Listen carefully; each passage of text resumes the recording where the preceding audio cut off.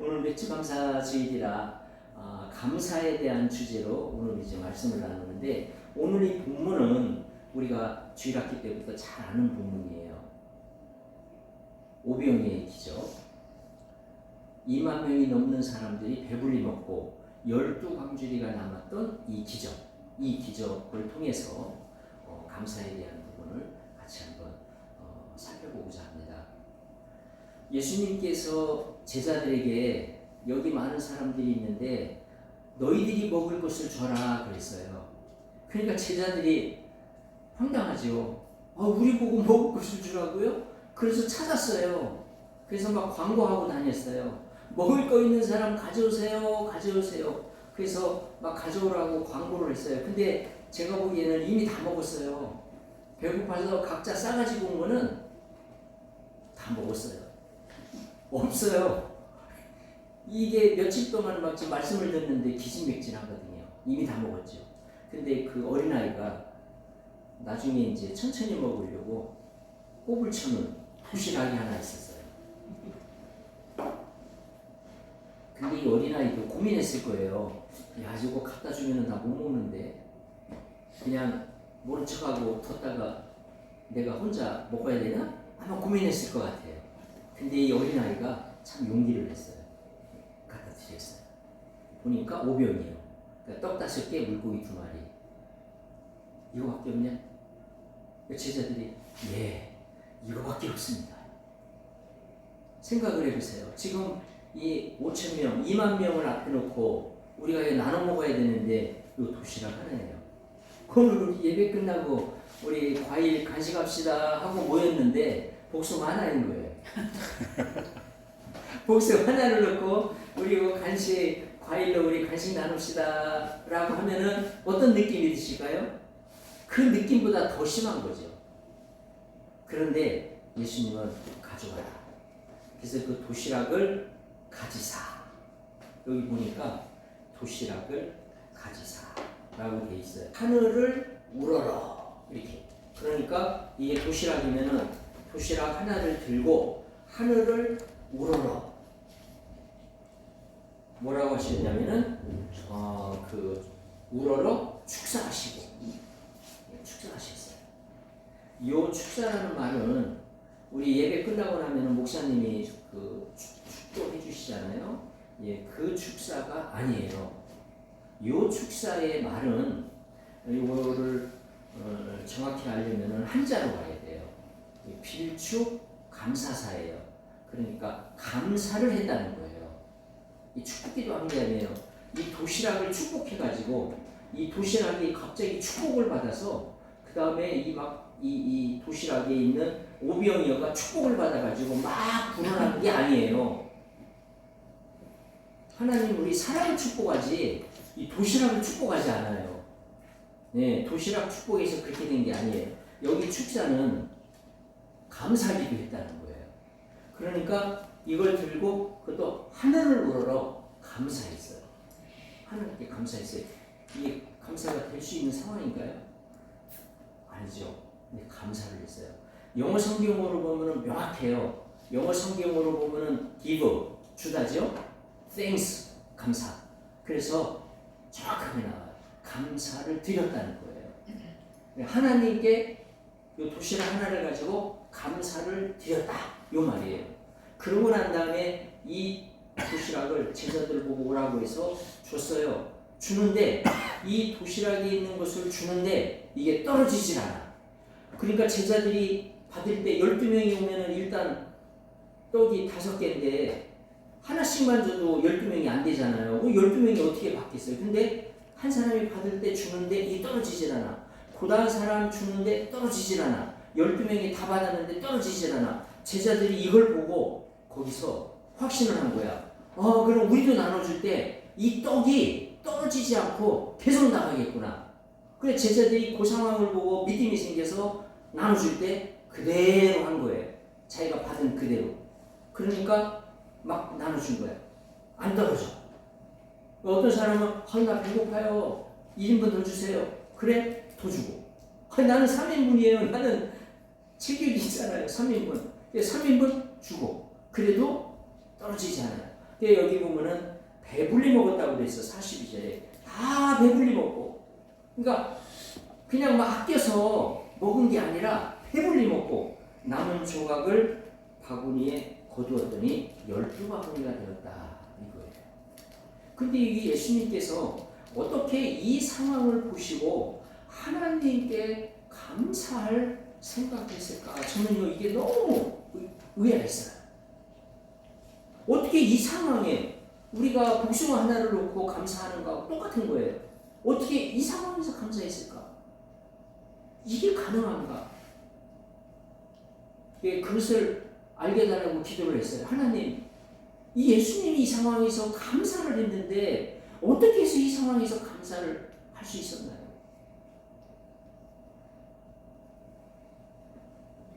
깨달음을 주시는데 하나님께서 역사하실 것을 본 거예요. 아멘. 아, 지금 이 상황은 이게 인간의 힘으로는 할 수 없는 상황, 불평해야 될 상황인 거예요. 근데 예수님이 딱 보셨어요. 지금은 하나님이 일하십니다. 지금은 하나님이 이곳에 임하셔서 역사하실 때다. 이게 딱 보인 거예요. 하나님이 하신다. 이 일을 하나님이 해결하신다. 아멘. 이게 보인 거예요. 아멘. 우리 눈에는 그게 잘 안 보이죠. 그러니까 감사가 안 되는 거예요. 안 보이니까. 우리는 뭐 이런 일이 딱 생기면은 욕부터 나오죠. 요즘 젊은 애들 그 운전하려고 딱 했다가 보니까 바퀴가 푹 빠졌어. 그럼 나가서 보니까 그냥 빵꾸 안 하고 그냥 타이어가 그냥 확 가라앉았어. 그러면 대체적으로 쌍시오 발음부터 나와요. 에이 그러면서 막 그냥 이거 어떻게 된 거야 이러면서 막 누가 이렇게 한 거야 이러면서 욕부터 나와요. 그게 자연스러운 그 감정 아니에요? 근데 저는 젊은이들이 그렇게 막 그냥 그런 상황에서 막 쌍욕하고 막 그렇게 할 때 뭐 그냥 자기 혼자 하는 거지 누구한테 하는 게 아니라 속상하니까 이해를 해요. 왜 이해를 하느냐? 저도 그러거든. 저도 그런 상황이기 때문에 아 오늘 뭐 아주 뭐 그냥 안 좋은 날이다 이러면서 그냥 불평하고 원망하고 그리고 이제 가장 가까이에 있는 이제 그 하나님의 보혜사를 주신 제 짝한테 이제 막 화풀이. 걔 나를 봐도 나도 그렇게 살거든요. 그래서 저 모습이 내 모습이다. 저게 내 마음이다. 이게 보이니까 내가 그 젊은이를 나무랄 수가 없는 거예요. 저게 내 모습이니까. 그런데 예수님은 이 상황에서 상황을 본 게 아니고 하나님을 본 거예요. 그리고 하나님이 일하실 것을 본 거예요. 그러니까 야 하나님이 지금 일하시려고 하는구나. 하나님이 일하시겠구나. 하나님이 이 문제를 해결해 주고 하는 게 보이니까 감사가 나온 거예요. 아멘. 그래서 하나님 이거 해결해 주세요라고 기도를 안 한 거예요. 그게 원래 정상 아니에요? 하나님 이 상황을 해결해 주세요라고 하는 기도를 먼저 해야 정상 아닐까요? 그런데 그게 보인 거예요. 그러니까 감사를 한 거예요. 그게 딱 보인 거야. 하나님 일하시겠구나. 이거 일하신다. 이게 보이니까 감사합니다. 하나님 감사합니다. 하나님 영광 받으셔서 하나님이 지금 일하시는 게 보입니다. 아멘. 하나님이 지금 일하시려고 하시는군요. 감사합니다. 그게 감사가 먼저 나오는 거예요. 그래서 축사하시고 감사하시고 이렇게 된 거예요.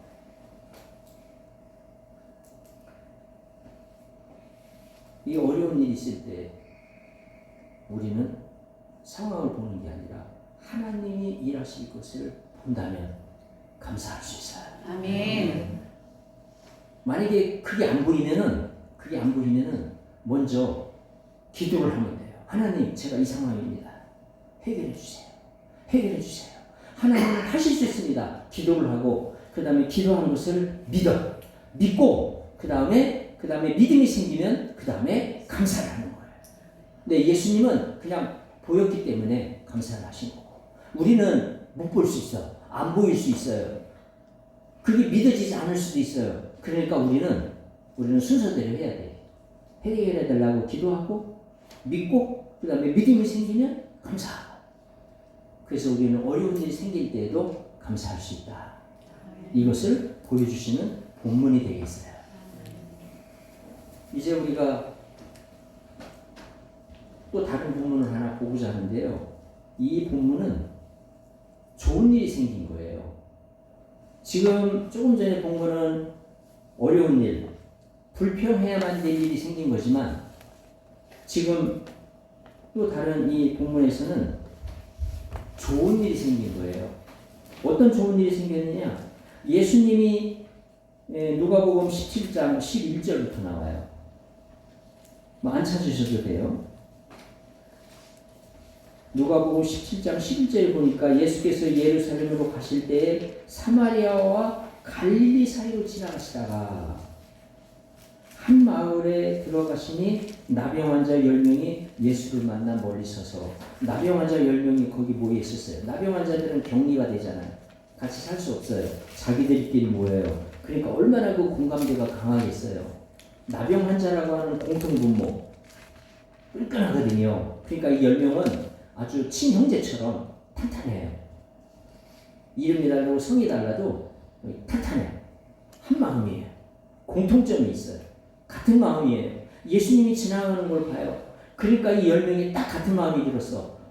저 예수님한테 부탁해서 우리 고침받았으면 좋겠다. 성문에 보니까 예수님 병 막 고친다고 그러던데 죽은 사람도 살리고 안전뱅이도 일으키고 웬만한 거 다 하신다는데 소문은 다 듣고 알고 있었거든. 마음이 똑같아. 10명이. 그 10명이 자 우리 외칩시다 할 필요가 없어. 동시에 그냥 마치 짠 것처럼 그냥 10명이 소리 지르는 거예요. 예수야, 우리를 고쳐주소서. 우리를 불쌍히 여기소서. 라고 10명이 그냥 동시에 외쳐버려요. 그러니까 예수님이 제사장들에게 너희 몸을 보이라. 그렇게 말씀하셔요. 저는 여기 보면은 예수님이 너희 병이 나았다. 이렇게 선포해도 되잖아요. 그런데 제사장에게 가서 너희 몸을 보여라. 이렇게 하셔요. 이렇게 하시는 이거를 저는 보면서 예수님은 굉장히 이 세상의 질서 그리고 세상에서 돌아가는 어떤 룰, 규칙도 존중하시고 귀히 여기는구나. 사실 예수님이 이 제사장들이 정한 법을 지킬 이유가 있나요? 하나님 아들인데 없지요. 그런데 제사장들이 만든 법칙, 나병 환자는 나으면 제사장에게 보이게 돼 있어요. 그 예물을 드리게 돼 있고 그 절차를 바르게 따르게 돼 있어요. 그래서 그렇게 하라는 거예요. 그래서 그 질서를 인정하시고 지키도록 하셔요. 그래서 하나님은 우리 교회를 축복하시고 하는 이 모든 것들도 무질서하게 그냥 하는 게 아니고 이 질서를 따라서 교회가 축복을 받고 성도들이 축복을 받고 이게 하신다는 것을 볼 수 있어요. 그래서 저도 하나님은 예수님은 이런 질서를 존중하시는구나. 아멘. 안 지켜도 될 수 있는 분인데 이걸 존중하시는구나. 예수님이 세례 요한한테 가서 세례를 받으려고 그러니까 요한이 기겁을 해가지고 요한은 알거든요. 다른 사람은 몰라도 요한은 알아요. 성령이 비둘기 같이 내려오는 그 사람이 내가 보낸 사람이다. 하나님의 아들. 그래서 요한은 벌써 계시로 알고 있었어요. 성령이 비둘기 같이 임하는 사람이 하나님의 아들이다. 근데 어느 날 지나가다가 봤어요. 성령이 임하는 걸 봤어요. 저분이구나. 그래서 사람들한테 얘기하잖아요. 회개하라. 천국에 가깝다. 그러면서 저 양반이 세상 죄를 지고 가는 하나님의 어린 양이다. 그리스도 하나님의 아들이라는 얘기예요. 그거를 소개하거든요. 근데 그 예수님이 자기한테 와서 세례받겠다고 하니까 기겁을 하고 아닙니다. 제가 어떻게 하나님의 아들에게 세례를 받습니까? 제가 세례를 받아야 됩니다. 라고 얘기할 때 예수님이 지금은 허락하라. 우리가 이렇게 하여 하나님의 의를 이루는 것이 마땅하다고 말씀하셔요.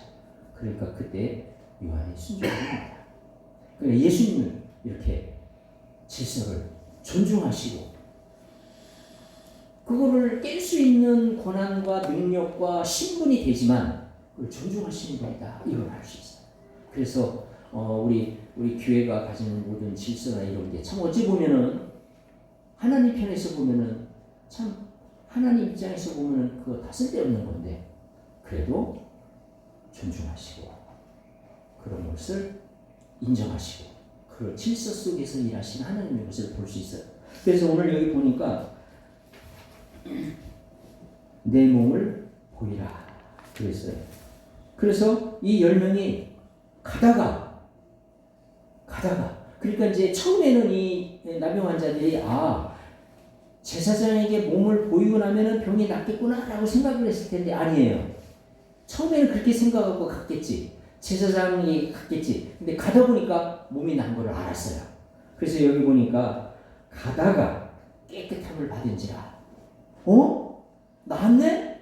네가 나병이 낫네? 라는 걸 이제 가다가 발견한 거예요. 얼마나 좋았겠어요. 막 펄쩍펄쩍 뛰면서 좋아했겠죠. 야, 내가 여기서 이제 노임을 받았구나. 내가 이제 내 가족도 만나고 친구도 만나고 사람들도 만나고 이제 내가 하고 싶은 거 다 할 수 있구나. 얼마나 좋았겠어요. 막 펄쩍펄쩍 뛰었겠죠. 깨끗함을 받은지라.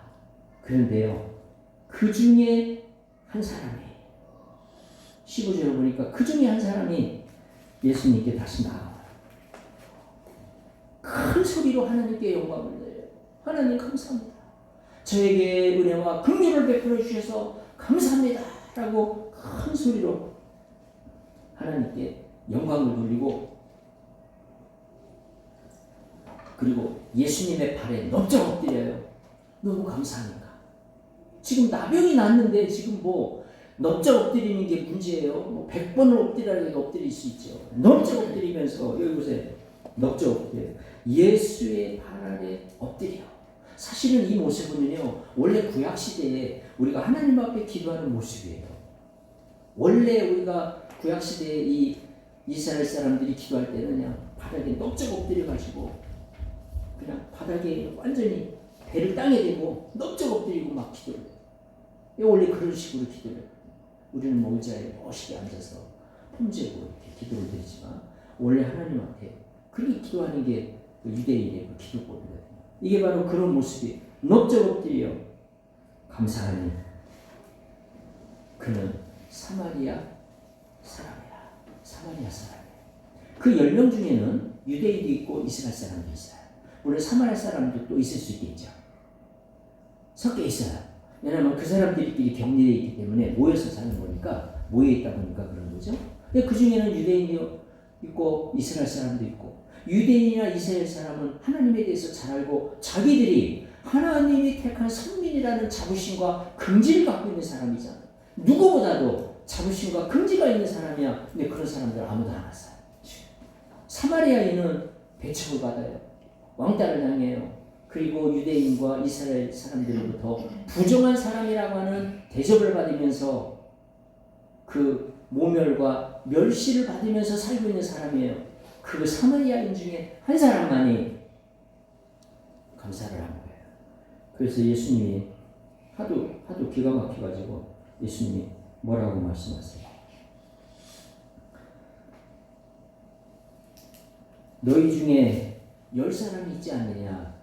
9은 어디 갔느냐? 아예 나타나지도 않고 가버린 거예요. 너무 좋아가지고 그냥 막 달려서 가버린 거예요.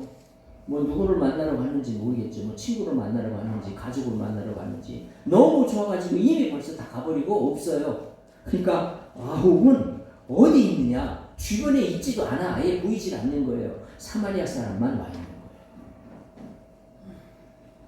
거예요. 여기서 우리는 두 가지 교훈을 받을 수 있는데 첫 번째는 좋은 일이 생겼다고 감사하느냐 아니라는 거예요. 좋은 일이 생겨도 감사를 놓칠 수 있다는 거예요. 우리는 어려운 일이 생길 때는 뭐라고 얘기를 하냐면은 내가 너무 힘들어서 내가 어떻게 이 상황에 감사할 수 있냐 이렇게 말을 하고요. 그러다가 좋은 일이 생기면은 그때는 그러면은 어려운 일이 생겨서 감사 못한다는 말은 좋은 일 생기면 그때는 감사하겠다는 뜻이잖아요. 그런데 좋은 일이 생기면은 좋은 일에 빠져서 잊어버려요. 감사를. 그게 너무 좋아서 그것 때문에 펄쩍펄쩍 뛰다가 감사를 잊어버려요. 그러니까 여기서 우리가 볼 수 있는 거는 좋은 일이 생겼다고 감사하느냐? 아니라는 거예요. 9명은 안 하잖아요. 1명만 하잖아요. 그것도 이방인 사마리아 한 사람만 하잖아요. 우리 좋은 일 생길 때 더 정신 바짝 차려야 돼요. 아멘. 좋은 일 생길 때 아이고야 너무 좋구나 할렐루야 뭐 그냥 할렐루야 하고 감사합니다 그냥 한마디 하고 넘어갈 게 아니라 진짜 좋은 일이 생겼을 때는 성전에 와서 정말 혼자 하나님께 예배를 드리고 기도하고 정말 손을 들고 하늘으로 하나님께 감사합니다. 아무도 없으니까 괜찮아요 그냥. 예, 괜찮아요. 예. 야곱도 하나님을 찬양할 때는 막 옷이 벗겨지는지도 모르고 하잖아요. 그래서 막 내 주에 수치를 보나이다라고 하니까 하나님이 그냥 왕이 그냥 다윗이 혼내주잖아요. 예, 하나님께 찬양하는데 뭐 그냥 뭐 옷이 벗겨지는 게 문제가 아니야. 그러니까 그만큼 몰입이 됐다는 거예요. 몰입이 되니까 옷이 벗겨지는 것도 의식을 못한 거예요. 그 정도로 하나님을 향한 그 마음이 있었다는 거죠. 우리 다윗처럼 하나님을 전심으로 하나님을 바라보는 그런 마음이 있었으면 좋겠어요. 그래서 좋은 일이 생길 때 그냥 성전으로 달려오는 거야. 아무도 없으면 어때요? 여기 비번 여기 우리 아는 권사님이나 또 저한테 연락 주면 알려줄 테니까 너 지금 너무 좋은 일이 생겨서 지금 예배하러 교회 가는데 문 비번이 어떻게 됩니까? 알려드릴 테니까 따로 들어와서 기도하시오. 아무도 없으니까 마음껏 소리 지르고 그 다음에 하나님께 정말 마음껏 하고 싶은 대로 감사 예배를 드리는 거. 혼자 예배 얼마나 좋아요. 꼭 이렇게 예배 순서 따라야만 되는 거 아니잖아요. 하나님을 만나는 게 예배죠. 하나님이 임하실 때 예배고 아무리 순서가 좋고 화려하게 막 굉장한 오케스트라가 와서 예배를 해도 하나님이 임하지 않으면 그건 예배가 아닌 거죠. 그 오케스트라가 무슨 소용이 있어요. 하나님이 임해야 그게 예배인 거고 내가 하나님을 만나야 그게 예배가 된 거지. 혼자 와서 예배하는데 하나님이 임하셨어. 그러고는 그 이보다 더 은혜스러운 예배가 어디 있어요. 예배 달려와야 돼요. 그런 데 생기면 달려와야 돼요. 아멘. 두 번째는 어떤 일이 있었어요? 더 큰 선물을 주잖아요. 더 큰 선물을 주잖아요. 가라. 내 믿음이 너를 구원하였으니 구원하였느니라 라고 말씀하셔요. 아멘. 그러니까 나병에서 낳는 거는 일시적인 거고 이 땅에서의 축복인데 영원한 축복, 구원을 선물로 주셔요. 아멘. 누가 봐도 구원이 나병 환자 낳는 것보다는 더 큰 거 아니에요? 아멘. 영원히 하나님과 함께 사는 이 축복, 이 구원의 축복을 주시잖아요. 그러니까 여기 예수님이 9은 어디 있느냐?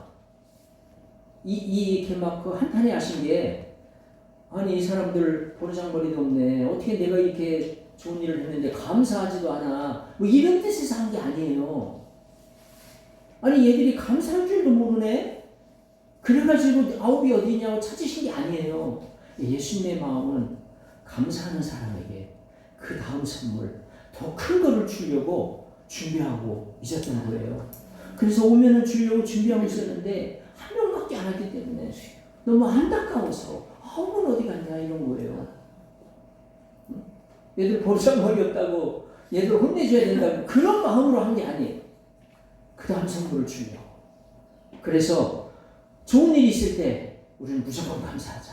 놓치지 말자. 아멘. 좋은 일에 빠져서 그 주신 분을 잊어버리고 망각하면 안 돼. 놓치면 안 된다. 감사. 그 감사하게 되면은 더 좋은 일, 더 좋은 것을 얻게 된다. 아멘. 좋은 일이 있을 때 우리는 감사하고 감사할 때 또 그 다음 더 좋은 것을 또 선물로 받게 되는 거예요. 아멘. 할렐루야. 아멘. 그래서 데살로니가서서 5장 16, 17, 18절 여기 보게 되면은 항상 기도하라. 범사에 쉬지 말고 기도하라. 그래서 기뻐하라. 그 다음에 쉬지 말고 기도하라. 네. 기도하라. 기도하라.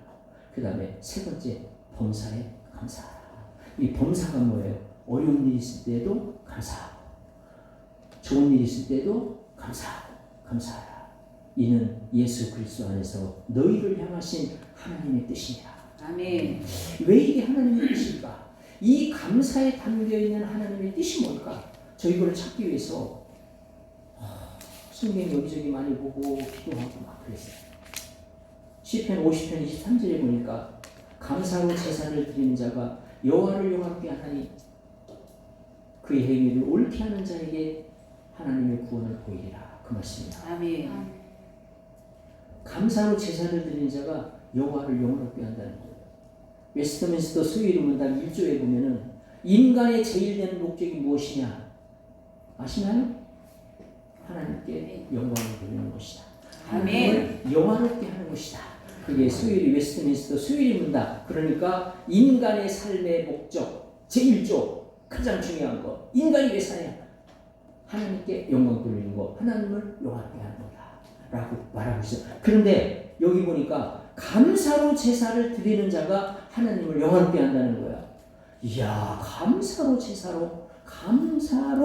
드려야 되고. 우리가 보통 수요일 문답 이거 외우는 분들이 많아요. 사실은 이게 워낙 유명하기 때문에. 근데 인생의 제일 되는 목적이 뭐냐? 인간이 살아가는 삶의 목적이 무엇이냐 했을 때 하나님께 영광 돌리는 거다. 하나님을 영화롭게 하는 거다. 근데 그 다음 질문이 나와야 돼요. 어떻게 하면은요? 이게 나와야 되는데 보통 그 다음 질문 안 해요. 그냥 거기서 끝나요. 그냥 하나님께 영광 돌리는 거다 라고 끝나. 그러니까 영광 돌리는 일이 없는 거야. 왜 없냐? 왜 없는지를 알 수 있냐면 그 다음을 안 물었기 때문에. 그럼 어떻게 어떻게 하나님을 영화롭게 하냐를 물어봐야 되잖아요. 잘 안 물어요. 관심도 없고. 그러니까 영광 돌리는 게 없다는 거지. 근데 오늘 시편 50편 23절에 보니까 감사로 제사를 드리는 자가 그렇게 영화롭게 한다는 거예요. 그렇다면 감사로 제사를 드리면 되는 거죠. 감사로 제사를 드릴 때 그것이 여호와를 영화롭게 한다는 거죠. 아멘.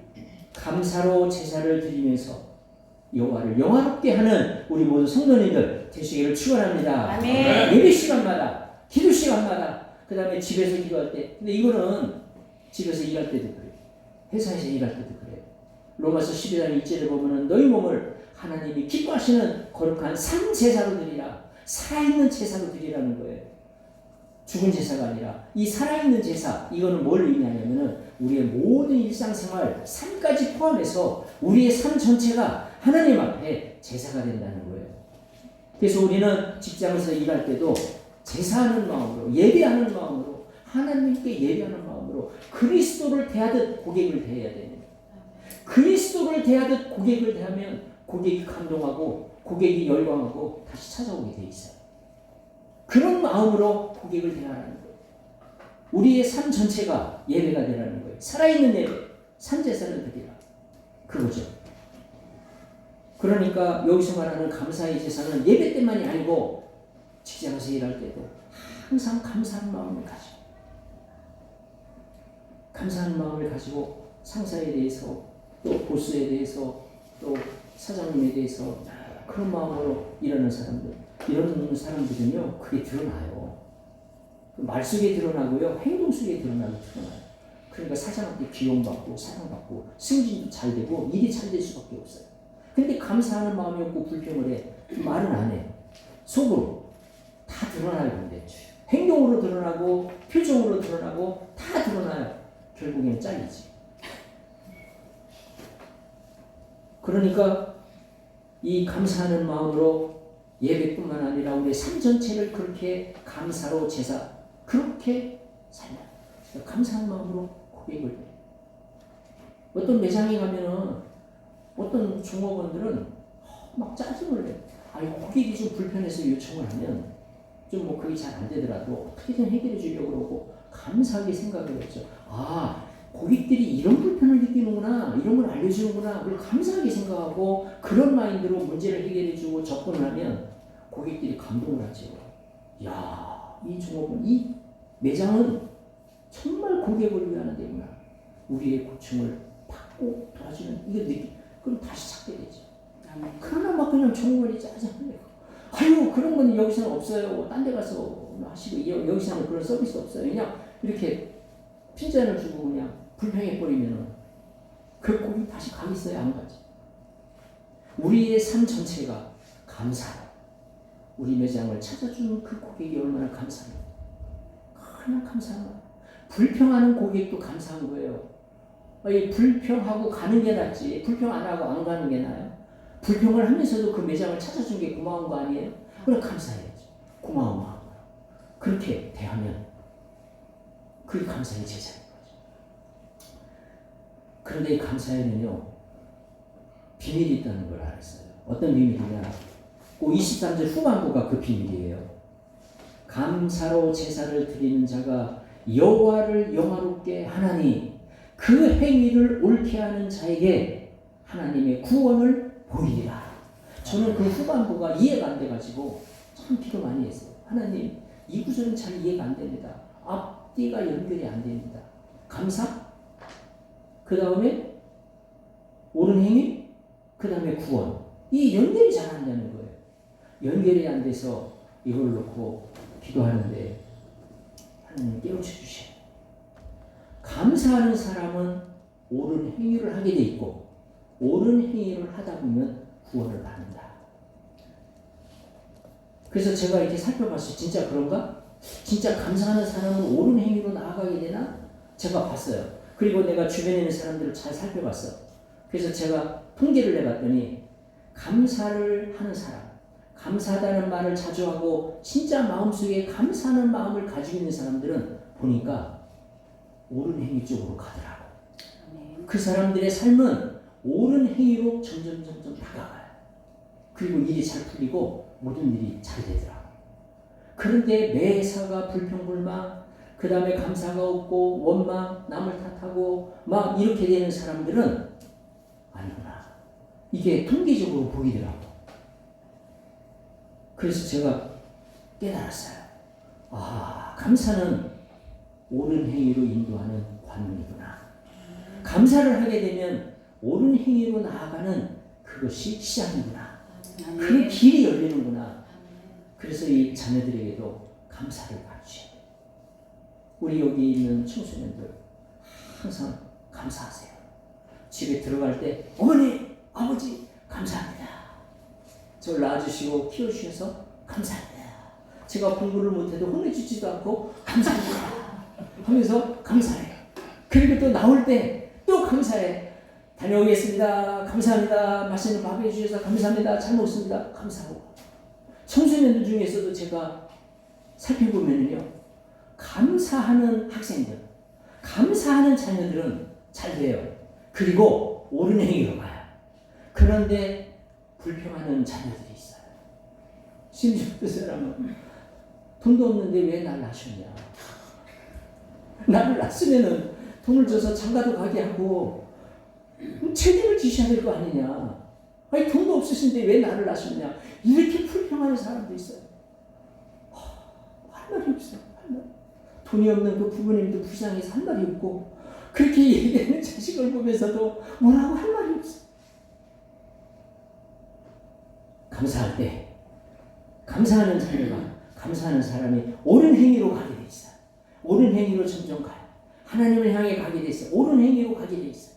그 삶이 점점 경건해지고 거룩해지고 하나님이 기뻐하는 쪽으로 그의 삶과 행동이 가요. 그러니까 결국에는 하나님의 구원을 보이리라. 아멘. 하나님의 구원을 받게 되는 거예요. 아멘. 할렐루야. 아멘. 그래서 이 감사에는 비밀이 있구나. 이 감사에는 놀라운 하나님이 알고 있는 비밀. 그런데 우리의 그 믿음의 선진들은 그걸 알았죠. 그래서 감사로 제사를 드리는 자가 여호와를 영화롭게 하고 그 결국은 옳은 행위로 가게 되고 그 결국은 하나님의 구원을 받게 되는 그런 축복으로 나아가게 된다는 것을 보게 된 거예요. 아멘. 이제 우리 감사 많이 하십시다. 아멘. 오늘 시간 결단할 거는 좋은 일이 있거나 어려운 일이 있거나 상황에 관계없이 하나님만을 바라보고 하나님이 일하실 것을 바라보고 감사하는 이런 믿음의 결단. 이제부터 나는 어떤 상황에서도 무조건 감사해요. 어떤 아멘. 상황에 있어도 무조건 감사합니다. 지나가다가 누가 어떤 사람이 내 발을 밟아 감사합니다. 일단 감사합니다. 일단 화나는 일이 생겨도 일단 감사합니다고 얘기해놓고 보는 거야. 일단 얘기를 해놓고 수습을 해. 일단 얘기를 해놓고 누가 나를 툭 치고 가. 일단 감사합니다. 감사합니다 해놓고 그 다음에 이게 무슨 상황인가? 왜 나를 툭 치고 갔지? 그 다음에 이제 수습을 하면 돼요. 그러니까 무조건 무슨 일이 생기면 감사합니다. 무조건 감사합니다. 일단 감사해놓고 그 다음에 이게 무슨 뜻인가? 상황 파악하고 수습하면 된다. 무조건 감사하리라. 어떤 상황에서도 감사하리라. 이렇게 결단하시는 우리 성도님들 되시기를 축원합니다. 아멘. 기도하시겠습니다.